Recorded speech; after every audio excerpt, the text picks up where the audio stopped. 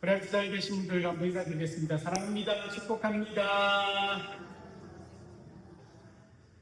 네, 사랑 우리 이름의 성도님들, 오늘은 정말 복되고 또 거룩한 주일인데, 또 그 주일이 또 우리 주님께서 십자가를 이제 나가시려고 예루살렘 입성하신 것을 기념하는 종료 주일이 오늘 이제 모였습니다.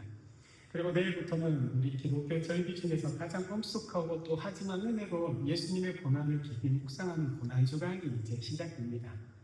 지금으로부터 약 2000년 전 오늘 유대교에서 가장 큰 명절인 6월절을 지키기 위해서 이스라엘 전역과 흩어져 있던, 전 세계에 흩어져 있던 이 디아스포라 유대인들이 구급대처럼 예루살렘으로 이렇게 몰려들었습니다. 이 역사가 요세푸스에 의하면요, 6월절 기간에 예루살렘에는 수십만 아니면 수백만 명까지 몰려든 거대한 사람들, 또 거대한 도시가 되었답니다. 특별히 이번에는 예수님의 성령이 쫙 퍼져가지고 또 그 예수에 대하여 보고 또 알고자 모였던 사람들이 더 많았던 절기였습니다. 도시 전체가 발 디딜 틈 없이 했었고, 또 지금 우리도 봄인데 봄의 따뜻한 공기가 사람들의 종교적인 그 열기와 기대감으로 가득 차 있었던 시기입니다. 그런데 이 수많은 인파와 사람들의 시선이 사실은 한 사람에게 이렇게 집중되어 있었습니다. 바로 우리는 우리 주님이라고 고백하는 나사렛 예수입니다. 군중들이 예수님께서 들어오시는 것을 보면서 길거리로 쏟아져 나와 자신의 겉옷을 길에 펼치고, 또 왕의 대관식이나 전쟁에서 승리한 장군들이 맞이할 때 쓰는 승리의 상징인 종려나무 가지를 꺾어서 미친 듯이 흔들며 소리칩니다. 목이 터져 외칩니다. 호산나 다윗의 자손이여 찬송하리로다. 주의 이름으로 오시는 이여라고 이렇게 소리칩니다. 왜냐하면 여기서 호산나라는 이 말은 구약의 시편에 나오는 말인데, 여호와여 이제 우리를 구원하소서라는 의미입니다. 여러분, 눈을 한번 감고 상상해 보시고 수백만 명의 사람들이 길가에서 종려나무 가지를 흔들고 또 그 성 위에서 또 골목에서마다 소리치는 것, 얼마나 가슴 벅찬 광경이겠습니까? 이것이 바로 우리 예수님을 향한 사람들의 환호성이고, 또 예수님을 맞이하는, 어떻게 보면 왕이 예루살렘에 들어오실 때 그의 백성들이 정말 이렇게 맞이하지 않을까라는 생각을 합니다. 그런데 우리는 이 뒤의 이야기도 다 알고 있지 않습니까? 우리가 이렇게 한 가지 질문해 보아야 될 것이 바로 그렇습니다. 수백만의 군중들이, 백성들이 그토록 열광했던 그 예수님, 우리의 왕. 그런데 그 왕의 모습이 과연 어떠하느냐는 질문입니다. 당시 이스라엘 백성들은 로마 제국의 잔인한 철도 통치 아래 있었습니다. 뼈가 빠지도록 일해도 과도한 세금에 시달려야 했고, 성전조차 로마의 눈치를 봐야 하는 종교적인 핍박을 받았습니다. 마음에는 그래서 힘들다는 거죠. 지금도 우리 경쟁과 이런저런 때문에 많이 힘들지 않습니까? 또 멸시죠. 로마 제국에 당하는 그 멸시 마음, 또 분노죠. 하나님의 백성인데 하나님의 나라가 어떻게 이럴 수가 있나, 그 한이 그들에게 맺혀 있었던 겁니다. 그래서 그들은 강력한 힘으로 이 로마를 단순히 몰아내고 과거에 솔로몬과 다윗 시대의 그 정치적 영광과 경제적 번영을 되찾아줄 메시아 구원자를 기다렸습니다. 로마의 황제를 물골킬 수 있는 정치적과 또 군사력을 가진, 어떻게 보면 슈퍼맨 같은 그런 사람을 원했습니다. 그들은 예수님을 하나님의 뜻을 이루실 그 구원자가 아니라 내 삶의 고단한 문제를 해결해주고 또 내 소원을 이루어주는 영웅 같은 그런 사람을 기다린 것입니다. 하지만 그런 기다림에 사람들이 나와서 환호하고 있는데, 정작 예수님의 모습은 그들의 기대와 너무 달랐습니다. 세상을 정복하고 강력한 힘의 상징인 유능한 백만한 칼을 가지고 들어오신 것이 아니라, 그 당시에 짐을 실는 나귀, 그 한 번도 타보지 않는 조금 더 작은 어린 나귀 새끼를 타고 들어오셨습니다. 예수님이 어린 나귀 새끼를 타고 들어오시면 그 발이 거의 방에 방이랑 말할 정도거든요. 그러면 정말 조금 볼품없는 그런 모습입니다. 왜 예수님께서 이렇게 오셨을까? 물론 구약의 스가랴 말씀을 이루시는 것도 있지만, 예수님은 그 모습을 통해 이 땅에 사람들이 원하는 무력과 그 힘으로 통치하는 자가 아니라 오히려 자신을 겸손하게 내어주고 피를 흘리며 죽음과 죄의 문제를 해결해 주실 겸손한 종으로 이 땅에 오셨다라는 것을 그 모습으로 우리에게 가르쳐 주신 겁니다. 예수님의 목적은 이 이스라엘과 또 그들이 하나님의 백성이라는 그들이 로마의 압제에서 독립하는 것이 아니라 이 세상의 모든 문제의 근원이 사탄의 죄와 사망의 법으로부터 우리를 영원히 해방시켜 주실 것으로 그렇게 오셨던 겁니다. 예루살렘에 예수님이 들어오셔서 이 며칠 이제 고난주간이라고 우리가 흔히 얘기하는 예루살렘에 있었던 그 일주일의 시간들을 보면 군중들이 이제 서서히 깨닫기 시작합니다. 예수님은 우리가 기대하고 원하는 그런 왕이 아니구나. 저 사람은 로마를 뒤엎을 생각이 없는 사람이구나라는 것을 깨닫게 됩니다. 자신들의 기대와 또 예수님이 들어오셨고 또 가고자 하는 그 목적이 다르다는 것을 그들이 깨달았을 때 어떻게 됩니까? 불과 예수님 들어오실 때 종려가지를 들고 자신의 겉옷을 길에 펴며 호산나 다윗의 자손이라고 외쳤던 그들이 단 5일 만이죠. 월, 화, 수, 목, 금이죠. 금요일날 십자가 달리시면 단 5일 만에 차갑게 식어버립니다. 그리고 순식간에 살기 등등한 것을 돌변해서 그들이 빌라도 재판장에 모였던 예수님께 뭐라고 소리치니까 그를 십자가에 못 박라. 그를 십자가에 못 박으라 한다고 단 5일 만에 그렇게 예수님을 향하여 화냈던 자들이 십자가에 못 박으라고 소리치게 됩니다. 그런데 사랑 여러분, 이것이 인간의 본성이지 않겠습니까? 이것이 사실 우리가 가지고 있는 우리의 본성입니다. 인간은 자신들의 뜻대로 움직여주지 않는 왕, 내 소원을 들어주지 않는 참된 주인이라는 예수님을 우리에게는 필요가 없더라는 겁니다. 그래서 거절하고 저주해버린 존재, 그것이 바로 죄 아래, 죄인이라고 불리는 인간들의 본성입니다. 그런데 십자가의 사건이 지났습니다. 그리고 우리가 읽은 사도행전 13장 본문에도 보면 예루살렘 군중들과 소름 끼치도록 닮아있는 또 다른 인물들을 만날 수가 있습니다.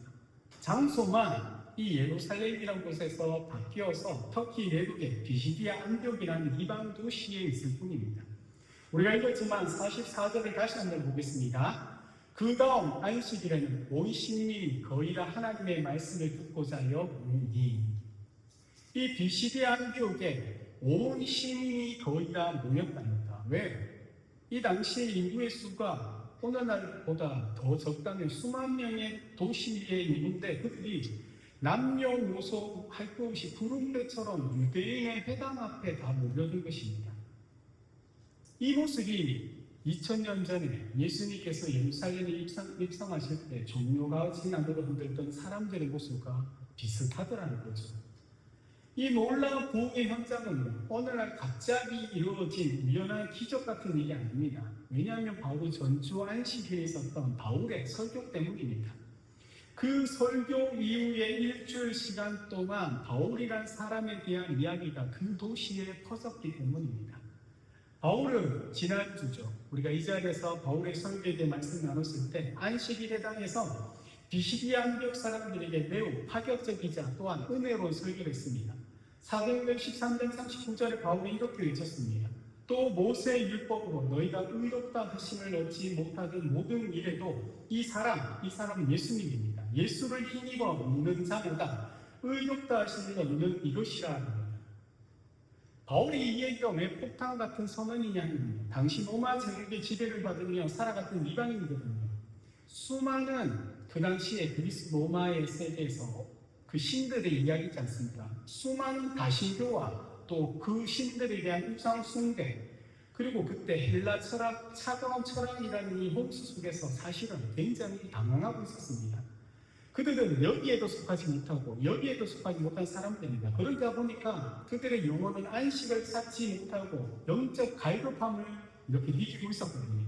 그러다가 흩어졌던 디아스포라는 유대인들은 모이며 몇 명 이상 모이면 회당을 만들거든요. 유대인들이 믿는 그 창조주 하나님을 보면서 이방인들이 호감을 이렇게 가진 겁니다. 그런데 그 회당에 속하고 유대인이 되기 위한 그 장벽이 생각보다 높거나 높았던 겁니다. 유대교를 개종해서 하나님을 믿으려 하는 남자들은 살을 베어내는 할례를 행해야 하고 평생 동안 들어보지도 못했던 수많은 이 율법, 모세 율법을 온전하게 지켜야 했습니다. 그러니 이방인들은 이 해당의 강벼락 너머의 주변으로 믿을 뿐인 겁니다. 세상에 정치적으로 로마의 압제를 당하고 있죠. 종교적으로도 이 유대교에 속하고 싶었는데 유대교에 속하지 못하는 겁니다. 그런데 이름도 모르는 낯선 나그네죠. 그들에게는 나그네 바울이 갑자기 나타나서 복음, 예수 그리스도를 선포한 겁니다. 이 복음의 핵심 내용은 이겁니다. 여러분, 이제는 율법의 행위로 구원받은 시대는 끝났습니다. 우리 죄를 위해서 십자가에 죽으시고 부활하신 예수 그리스도를 믿기만 하면 당신들은 할례를 받지 않아도 모세가 주신 그 율법을 지키지 않아도 누구나 의롭다 하심을 받습니다. 여러분 모두가 하나님의 자녀가 되는 구원의 놀라운 문이 열렸다. 이것이 바울의 설교의 핵심입니다. 조건 없는 은혜의 복음. 누구도 예수를 믿으며 하나님의 백성이 될 수 있다는 이 은혜의 복음이 그 자리에 있는 이방인들의 영혼을 길들었던 겁니다. 말씀이 끝나고 회당을 나갈 때 보면 수많은 이방인들이 바울과 바나나의 옷장을 붙잡고 요청했다고 합니다. 선생님, 제발 부탁드립니다. 다음 안식일에도 이 말씀을 꼭 해달라. 이것이 42절 있지 않습니까? 모임이 끝나면도 많은 사람들이 바울을 따라갔고 바울은 그들에게 항상 하나님의 은혜 가운데 머물라라고 이야기하며 따뜻하게 위로합니다. 그리고 오늘 안식일이 오기까지 일주일이라는 시간이 있었습니다. 여러분들도 한번 생각해 보십시오. 은혜를 받고 내게 놀란 일이 일어나면 그 받은 경험과 그 내게 일어난 일들을 여러분 가만히 있을 수 있습니까? 바울의 설교에 깊은 감격을 받은 이 이방인들이 집으로 돌아가서 남편에게, 아내에게, 자녀들에게, 친구에게, 주변의 수많은 사람들에게 자신이 들은 놀라운 소식을 전하기 시작합니다. 누구든지 차별 없이 구원받을 수 있다. 하나님의 백성이 될 수 있고 하나님의 은혜 안에 머물 수 있다는 이 소문이 일주일 만에 안디옥 도시 전체로 퍼져나갔던 겁니다. 진리, 그 영혼의 갈급함을 목말라 했던 사람들이 소문을 듣고 모여있는 결과가 바로 오늘 이 44절의 이야기입니다. 이렇게 많은 사람들이 진리를 찾아 은혜를 사모하며 영적인 그 갈급함을 가지고 이 회당에 몰려왔다면 먼저 이 회당에서 하나님 앞에 예배를 드리고 있던 유대인들은 어떻게 반응하겠습니까? 우리 기존의 성도님들이 우리 남산교회가 이 남산면에 경산에 대구에 좋은 소문이 나서 지금 저 문 밖에 경산 시민이 대구 시민이 다 몰려와 있다면 여러분 어떻게 했습니까? 우리 믿음의 성도님들은 어쩌면 이 있는 자리를 다 벗어나 앞쪽에 앉으라고 여러분은 앉을 자리가 없으면 2층에 가든지 저기 아마 서 있을 분들이지 않습니까? 그런데 이 45절을 보시면 이들의 반응은 소름 끼치도록 폭력적입니다. 우리 45절 함께 읽겠습니다. 유대인들이 그 무리를 보고 시기가 가득하여 바울이 말한 것을 반박하고 비방하거늘. 2000년 전 그 예루살렘에 입성하신 예수님을 환호했던 그들이 5일쯤 지나 예수님 십자가에 못 박았던 그 유대인들처럼 이들이 무리를 보며 시기가 가득했답니다. 평생 하나님을 믿습니다. 그들은 경건한 자들입니다. 율법 지킵니다. 그런데 정작 하나님께서 보내신 사람을 통하여 들려진 복음을 그들이 가장 격렬하게 거절하고 배척합니다. 왜 그렇겠습니까? 본문은 그 이유를 아주 심플하게 짚어냅니다. 바로 유대인들의 마음에 가득 찬 시기 때문이랍니다. 이 시기는 단순한 질투가 아닙니다. 유대인들이 가지고 있던 시기의 밑바닥에는 무서운 영적 교만과 그들이 가지고 있던 기도권에 잘 잡고 있습니다. 유대인들은 오랜 세월 동안 자신들만이 하나님의 선택받은 백성이라는 선민 사상에 빠져 있었습니다. 그들은 이방인들을 사람으로 취급하지 않았습니다. 지옥의 불쏘시개가 될 정도로 여기며 멸시했습니다.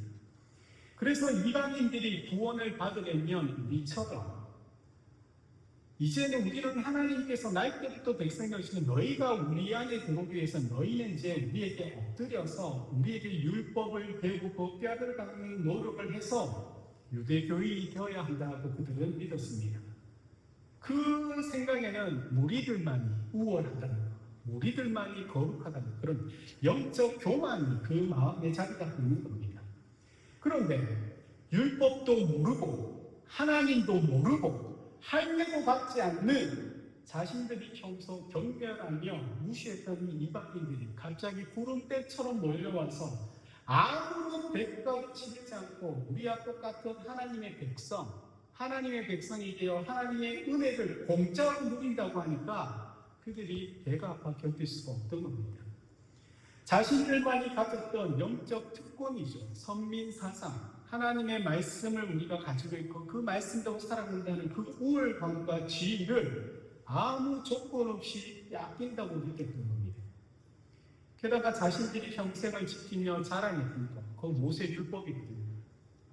그런데 예수라는 청년이 십자가의 죽음 앞에서 아무것도 아닌 것처럼 선포하는 것, 율법은 지키지 않아야 되고 이제는 그 십자가에 달려 죽으신 예수를 믿기만 하면 된다는 것, 그것이 그들에게 구원이 아니라 자존심 상하는 신성 모독 같은 일에 불과했던 겁니다.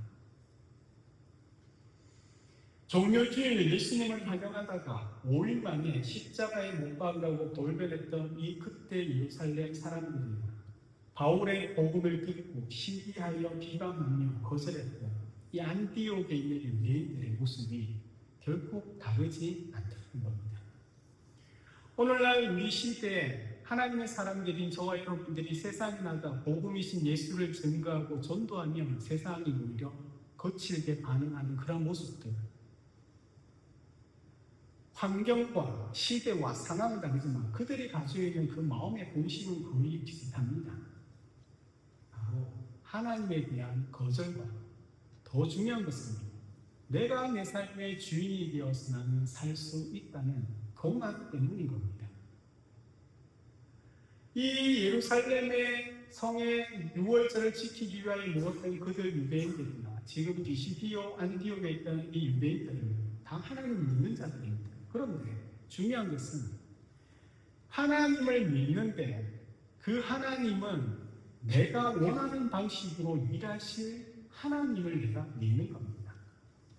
그래서 어떻게 보면 사람들은 하나님을 거절하는 것이 아니고 내가 기대하고 원하는 하나님을 거절하는 겁니다. 왜? 하나님은 나의 원함과 기대대로 일하시는 분이 아니더라는 겁니다. 오늘날 많은 성도들이 예수님을 믿습니다. 그런데 그 예수님을 믿는 그 예수님은요, 이 유대인들이 바라던 메시아와 거의 비슷하다라는 생각을 합니다. 성경이 말하는 예수님이 아닌 내가 원하는 예수님을 내가 믿고 싶어 하는 겁니다. 그 예수님을 믿어 그 예수님을 통하여 내 삶의 문제와 어려움을 해결하고 내가 원하는 일들이 이루어지기를 바라는 도깨비 방망이와 같은 예수님을 우리는 원하더라는 겁니다. 그것이 2000년 전에 예루살렘에 입성했던 그 예수님을 거절했던 그들이나 이 지금 비시디오 안디옥에 있는 유대인들이 복음을 거절하는 모습과 똑같지 않습니까? 우리는 종종 하나님을 믿는다 할 때 하나님이 살아계신 나의 주인이 아니고요, 하늘의 자동 탐배기처럼 대할 때가 있다는 겁니다. 헌금이라는 동전을 넣고 봉사라는 지폐를 넣고 특세와 기도라는 버튼을 꾹 누르면요, 그러면 내가 원하는 정확한 타이밍의 순간에 내가 원하는 축복과 이 땅에서의 성공이라는 달콤한 음료수가 툭 하고 떨어지기를 우리는 원하고 있지 않습니까? 그런가 만약 나는 오렌지 주스를 눌렀는데 맛도 없는 이 쓴 한약이 나오면 어떻게 합니까? 우리가 원하는 것이 나오지 않는다는 것뿐만 아니고 하나님이라는 그 신앙 자체를 우리는 어쩌면 발로 차버립니다. 그랬던 이들이 오늘날 가나안 성도라는 이름으로 이 땅에서 살아갑니다. 하나님, 내가 모태신앙이고 교회를 몇 년을 다니고 내가 어떻게 하나님을 위하여 이 땅에서 헌신하고 교회를 가야 섬겼는데 나한테 어떻게 이럴 수 있습니까? 라고 말하며 공동체 모임에 오지 않는 이들, 하나님을 원망하고 예배자를 등지니까 우리 안에서 그 마음 없이 이 자리에 있는 분들이나 그러한 마음으로 가나안 안 나가 성도들이나 하나님 앞에서는 또 같더라는 겁니다. 유대인들이 그랬습니다. 자신들이 만들어 놓은 율법과 선민 사상이라는 이 자판기 공식처럼 하나님이 그 안에 딱 쑤셔 넣고 우리가 원하는 하나님, 내가 믿는 하나님, 너희들도 이렇게 하나님을 믿어야 한다는 것을 요구하고 있지 않습니까? 그래서 내 통제를 벗어나 뜻밖의 사람들이 값없이 은혜를 베푸시는 하나님의 주권의를 우리는 견디지 못하고 또 그 은혜를 우리는 거절하지는 않습니까? 사랑하는 여러분 아시지 않습니까? 예수님은 우리 삶의 자판기가 아니라는 사실을, 예수님은 우리의 가려운 그 부분을 긁어 죽는 그런 분이 아니라는 사실을, 죽어가는 우리 영혼을 위하여 이 땅에 일사로 오셨다는 사실을 우리는 알고 있습니다. 예루살렘의 궁중과 안디옥의 유대인들은 당장 자신들의 삶의 고단함을 해결해주고 우리를 도와줄 분, 그 메시아 그리스도를 원했습니다. 그러나 예수님은 우리 영혼 깊숙이 뿌리내어서 죄인으로 죽으면 영원한 심판 지옥에 들어갈 죄와 사망을 온전히 도려내기 위해서 십자가라는 가장 아프고 피 흘리는 대수술을 하기 위해 이 땅에 오셨습니다. 그런데 사람들이 자신을 살리려는 그 의사를 몰라보고 분노해서 했던 일이 십자가에 못 박은 것이고, 바울의 그 복음의 말씀에 하나님의 백성이라는 자들이 거절하고 시기한 겁니다. 2026년 이 종료주를 맞는 우리에게 똑같은 질문을 지금 성경은 말씀하고 있습니다. 사랑하는 여러분들은 예수님을 여러분의 삶의 진짜 통치자로 환영하고 계십니까? 아니면 내 기대와 다르다 생각하며 언제든지 차갑게 돌변해서 예수님을 거절하는 것처럼 내 마음대로 살아가기를 원하고 계십니까? 자신들의 기독권이 무너질까봐 두려워서 무리를 선동하고 바울을 비방하는 유대인들의 거절 앞에서 여러분 어떻게 하시겠습니까? 바울과 바나바는 기가 죽어서 물러나지 않습니다. 또 그들과 적당히 타협하지도 않습니다. 오히려 더 분명하고 담대한 선포합니다. 우리 46절 함께 읽겠습니다. 바울과 바나바가 담대히 말하기를 하나님의 말씀을 마땅히 먼저 너희에게 전할 것이로되 너희가 그것을 버리고 영생을 얻기에 합당하지 않은 자로 자처하므로 우리가 이방인에게로 향하노라. 아멘. 하나님의 놀라운 주권과 섭리와 계획이 또 여기 있습니다. 이 본문에 나오는 바울이 말하는 버린다니만 여러분 꼭 기억해야 합니다. 왜냐하면 십자가의 복음은 절대로 구경꾼이나 중립지대를 허용하지 않는다는 겁니다. 복음은 단순히 정말 좋은 말씀이네라고 우리가 영화를 보듯이 감상하는 그러한 교양 강좌는 아닙니다. 십자가라는 그 복음이 선포될 때는요, 인간은 예수님을 내 삶의 진짜 주인으로 내가 지금 받아들이거나 아니면 예수님을 버리거나 이 두 가지 중에 반드시 하나의 결단을 지금 요구하고 있는 겁니다. 이 유대인들은 먼저 예수님께서 그들의 하나님이 되기 위해 이때 오셨는데 그들이 버렸습니다. 버려서 바울과 바나바가 이방인으로 갔는데 이 이방인들은 받아들였다. 그 이후의 삶은 복음이 놀랍도록 전해져 지금 2026년 우리 남산교회까지 흘러와서 우리가 지금 그 복음을 받아들이고 함께 모여 하나님의 백성이 되어 예배를 드리고 있지 않습니다. 복음은 사람의 비유를 맞추거나 구걸하지 않습니다. 오히려 여러분의 마음의 중심이 무엇이 들어있는지를 정확하게 폭로해버립니다. 이 주일이라는 예배의 날에 수많은 하나님의 백성들이 모인 교회에서 이 강단에서 하나님의 말씀이 선포될 때 누군가는 그 말씀을 듣고 마음의 진림을 받고 다시 한번 결단하여 하나님의 백성이 되어서 내가 살아가겠나라고 하는 일이 반면 누군가는 그냥 마음이 찔려 불편할 수 있습니다. 또 누군가는 또 내 얘기한다면서 싫어하고 분노합니다. 왜 그렇습니까? 내가 원하는 하나님은 나를 편하게 하고 내 문제를 해결해 주실 하나님이지, 나를 불편하게 하고 내가 원하는 삶이 아닌 예수를 닮은 자의 삶을 살도록 요구하는 것을 싫어하기 때문입니다. 하나님은 우리 삶의 문제를 내게 주며 내 주머니를 던든히 채워주실 그러한 분이고서 원하지, 이 십자가님 앞에서 내가 그 앞에서 죄인이고 그곳에서 내가 죽었고 그곳에서 내가 다시 살아났다는 사실을 내가 알고 예수님을 닮은 자처럼 살아내라는 요구받는 것을 싫다는 겁니다. 그래서 이 예배의 자리에 있으면서도 누군가는 정말 하나님의 그 은혜와 사랑을 다시 한번 깊이 깨닫는 일이 있는 반면에 누군가는 그냥 이 예배가 빨리 끝나기를 기다리는 이들도 분명히 있다는 겁니다. 안디옥의 유대인들은 스스로 영생을 거절하고 버렸습니다. 그런데 그들이 버렸다고 해서 복음이 그곳에서 끝납니까? 아닙니다. 바울은 우리가 이방인에게로 향하노라 하면서 하나님의 또 다른 계획과 방법이 있다는 것을 우리에게 분명히 이야기합니다. 여러분이 지금 하나님의 자녀가 되었고 하나님을 믿고 예수를 믿고 이제 함께 예배를 드리는데, 여러분 또한 우리 주님이 이 땅에 오셨던 이유와 이제는 우리가 세상에 보냄받은 자의 삶을 살아내지 않는다면, 그러면 우리 교회는 존재가 필요 없게 되고 하나님은 또 다른 계획으로 하나님의 사람들과 교회로서 역사하시고 일하게 되실 거라는 겁니다. 바울은 이사야서 49장 6절 말씀을 인용하며 이렇게 말합니다. 우리 47절 함께 읽겠습니다.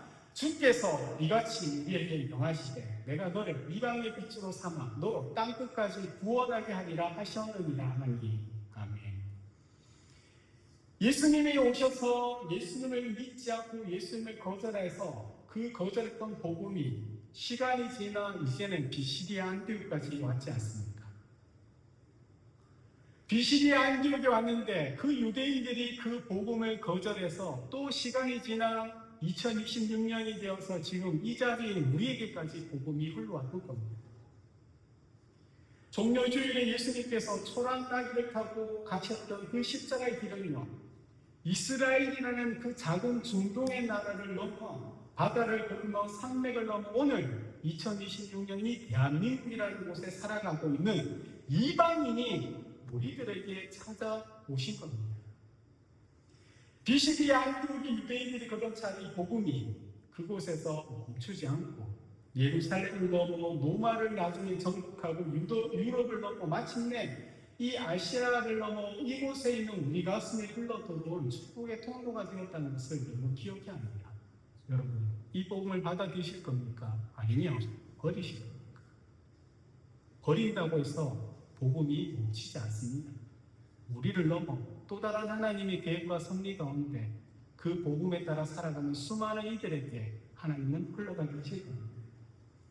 바울의 각성복창 선포를 들은 이방인들의 반응, 48절, 49절 함께 읽겠습니다. 이방인들이 듣고 기뻐하여 하나님의 말씀을 찬송하며 영생을 주시기로 작정된 자는 다 믿더라. 주의 말씀이 그 집안에 두루 퍼지니라. 아멘.